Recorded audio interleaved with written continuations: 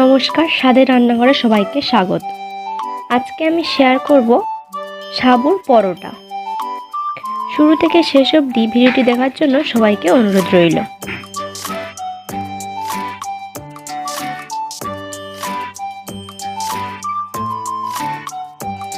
সাবুর পরোটা করার জন্য আমি এখানে সাবু নিয়ে নিয়েছি। গরম আঁচে নেড়ে চেড়ে হালকা রং আসা পর্যন্ত সাবুটাকে ভেজে নিতে হবে।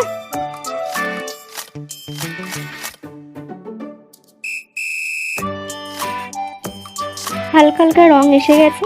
এবার গ্যাসের ওভেন অফ করে ঠান্ডা হতে দেব। হালকা ঠান্ডা হয়ে আসলেই এটাকে মিক্সারে গুঁড়ো করে নেব। তার জন্য মিক্সার গ্রাইন্ডারে এটা নিয়ে নিচ্ছি।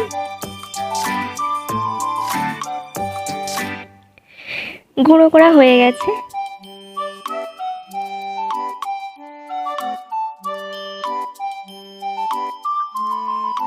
এবার একটা পাত্রে নিয়ে নিচ্ছি গুঁড়ো করে রাখা সাবু। তার মধ্যে দিয়ে দিচ্ছি ময়দা, সেদ্ধ আলু, কাঁচা লঙ্কা কুচি, জিরে, টক দই, নুন। এবার এটাকে ভালোভাবে মাখিয়ে নিতে হবে।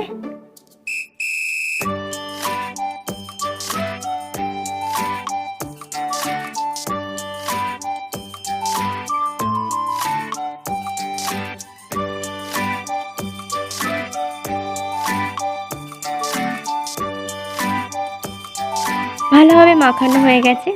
এবার এর মধ্যে অল্প একটু তেল দিয়ে দিচ্ছি, দিয়ে এটাকে ভালোভাবে মাখিয়ে নেব।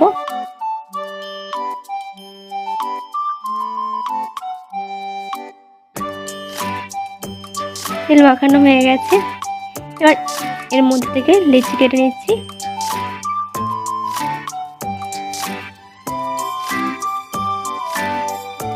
দিয়ে এইভাবে গোল করে বেলে নেব।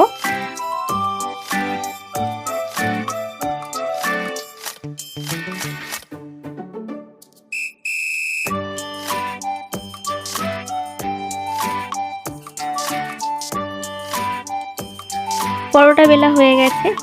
এটা সাবু দিয়ে তৈরি বলে এটা পুরো গোল হয়নি। তার জন্য আমি এখানে একটা বাটি নিয়ে নিয়েছি।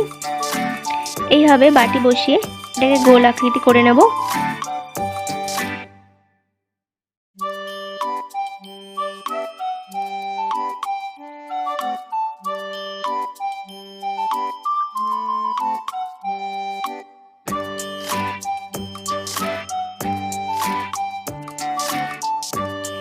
একটা পরোটা গোল করে বেলা হয়ে গেল।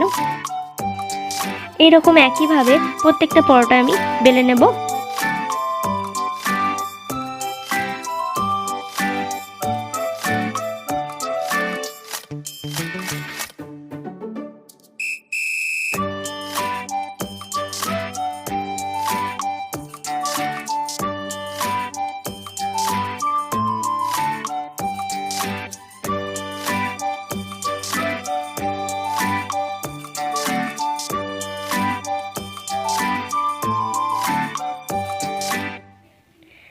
পরোটা বেলা হয়ে গেল। এবার আমি পরোটা ভেজে নেব।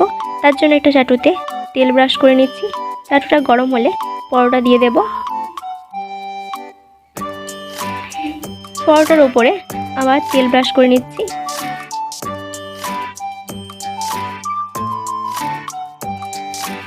এবার এটাকে উল্টিয়ে দেব।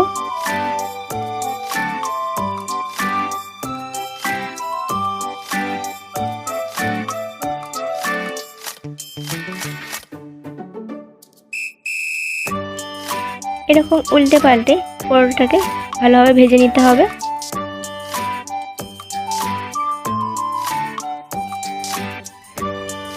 পরোটা ভাজা হয়ে গেল। এবার এটাকে তুলে নেব।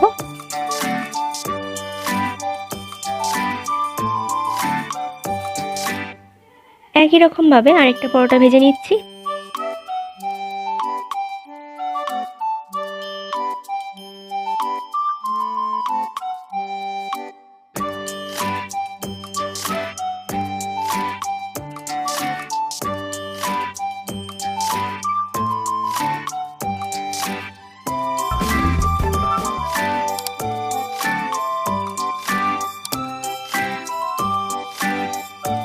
এটাও ভাজা হয়ে গেল, এটা এবার তুলে নেব।